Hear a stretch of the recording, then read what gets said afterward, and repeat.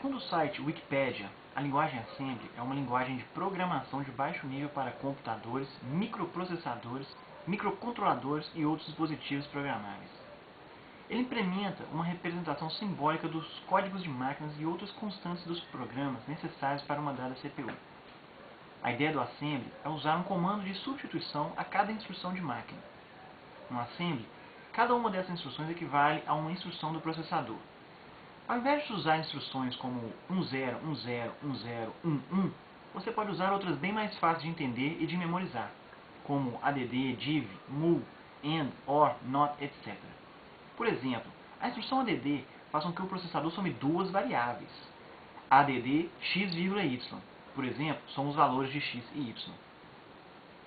Segundo Tannenbaum, o quarto nível de linguagem de montagem é o Assembly. Na realidade, é uma forma simbólica para uma das linguagens subjacentes. Esse nível fornece um método para as pessoas escreverem programas para outros níveis em uma forma que não sejam tão desagradáveis quanto as linguagens de máquina real em si. Programas com linguagem montagem são primeiro traduzidos para uma linguagem de montagem de nível 1, 2 ou 3 e em seguida interpretado pela máquina real. A origem e evolução do Assembly. O Assembly surgiu em meados da década de 50, onde os computadores disponibilizados eram lentos, pouco confiáveis e caros.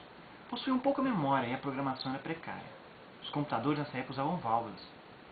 É considerado uma grande evolução na linguagem de computação, pois utilizou de grandes abstrações, aumentando produtividade e segurança. A linguagem Assembly é a linguagem de programação mais primitiva que existe, tendo aparecido como uma ajuda aos primeiros programadores que, antes disso, utilizavam exclusivamente código-máquina para programar, onde era cansativo e propenso a erros.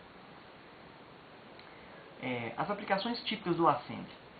O primeiro e mais importante uso do Assembly é no desenvolvimento de algumas partes dos sistemas operacionais, como o Windows, as quais precisam de alto desempenho. O segundo uso está no desenvolvimento de dispositivos, como drivers de mouse, impressora, etc.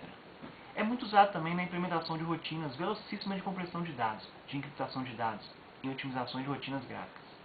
Outro exemplo de se utilizar Assembly é na engenharia de software, muito usado por criadores de antivírus.